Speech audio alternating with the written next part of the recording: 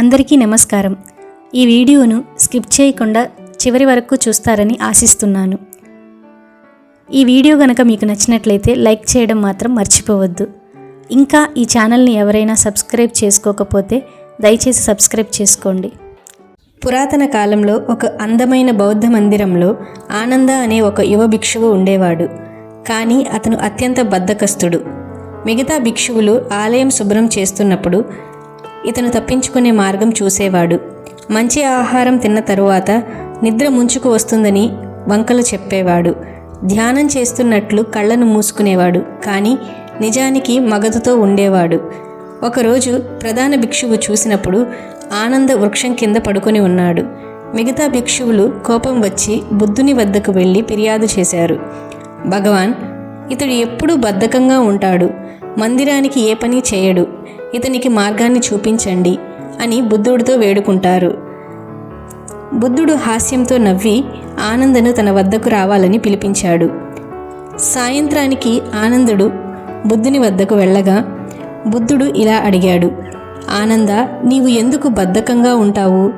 ఆనంద తడబడి, భగవాన్, నాకు ఎప్పుడూ అలసటగా ఉంటుంది, నా శరీరం చాలా బలహీనంగా ఉంది, నేను కష్టపడలేను, ఇది నా స్వభావం. బుద్ధుడు మౌనంగా విన్నాడు. అప్పుడు ఆయన ఒక కథ చెప్పడం ప్రారంభించాడు. ఒక రాజు యుద్ధంలో గెలిచి గొప్ప సంపదను సంపాదించాడు. కానీ ఆ తర్వాత అతను బద్ధకానికి అలవాటు పడ్డాడు. రాజ్య పరిపాలన కంటే మంచంపై నిద్రపోవటమే అతనికి ఇష్టంగా ఉండేది. అతను కేవలం సేవకుల చేత తినిపించుకుంటూ సంగీతం వింటూ కాలక్షేపం చేసేవాడు. నేను రాజును, కష్టపడాల్సిన అవసరం లేదు అని తను అనుకుంటూ ఉండేవాడు. కొన్నాళ్లకు రాజ్యం క్రమంగా నాశనం అవ్వటం ప్రారంభమైంది. తారు రోడ్లు పాడైపోయాయి. ప్రజలు అసంతృప్తితో ఉన్నారు. సైనికులు శిక్షణ లేక బలహీనులైపోయారు. రాజ్యానికి ఆదాయం తగ్గింది. ఒకరోజు ఒక శత్రురాజు ఈ రాజ్యానికి దండెత్తి వచ్చాడు. రాజు ఎంతో అలసిపోయి ఉన్నాడు. తాను తన ఖడ్గాన్ని కూడా మోయలేకుండా ఉన్నాడు. తన మంత్రులు నిద్రలేపేలోపు శత్రువులు నగరాన్ని ఆక్రమించారు. ఇలా ఆ రాజు అడవిలోకి పారిపోయాడు. అతను అడవిలో ఆశ్రయం పొందుతున్న సమయంలో ఒక బుద్ధిమంతుడైన మహర్షి అతని వద్దకు వచ్చాడు. ఆ మహర్షి మహారాజును ఇలా అడిగాడు, మహారాజా, నీ రాజ్యం ఎందుకు నాశనమైంది? రాజు కన్నీళ్లతో, నా బద్ధకం వల్ల, నా తప్పు, నాకు మార్పు కావాలి. మహర్షి తన వద్దకు రావాలని సూచించి 3 ముఖ్యమైన ప్రశ్నలను అడిగాడు. 1.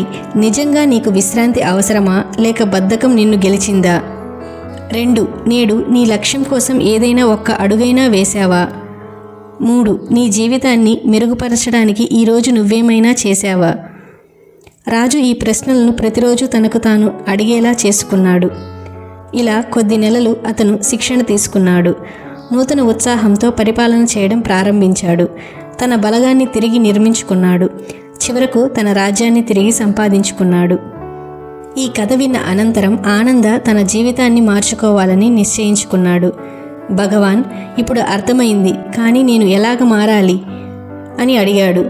దానికి బుద్ధుడు నవ్వి, నీవు ప్రతిరోజు ఈ 3 ప్రశ్నలు నీకు నీవే అడుగు. రోజుకు ఒక మంచి మార్పు తేవడానికి ప్రయత్నించు. మిగతావి స్వయంగా జరిగిపోతాయి. ఆ రోజు నుంచి ఆనంద అలసటను జయించాడు. ఉదయాన్నే లేచి ధ్యానం చేశాడు. మంచి ఆచరణల ద్వారా మిగతా భిక్షువులకు ఆదర్శంగా మారాడు. మిత్రులారా, మన జీవితంలో బద్ధకం మన విజయానికి అడ్డంకి. కానీ మనం ప్రతిరోజు మార్పుకి తలొగ్గి క్రమశిక్షణను అలవరుచుకుంటే మనం ఎవరినైనా మించి గొప్పవాళ్ళం కావచ్చు. ఈ వీడియో గనక మీకు నచ్చినట్లయితే ఈ ఛానల్ను తప్పకుండా సబ్స్క్రైబ్ చేసుకుంటారని ఆశిస్తున్నాను. Thanks for watching. Please like, share and subscribe to this channel.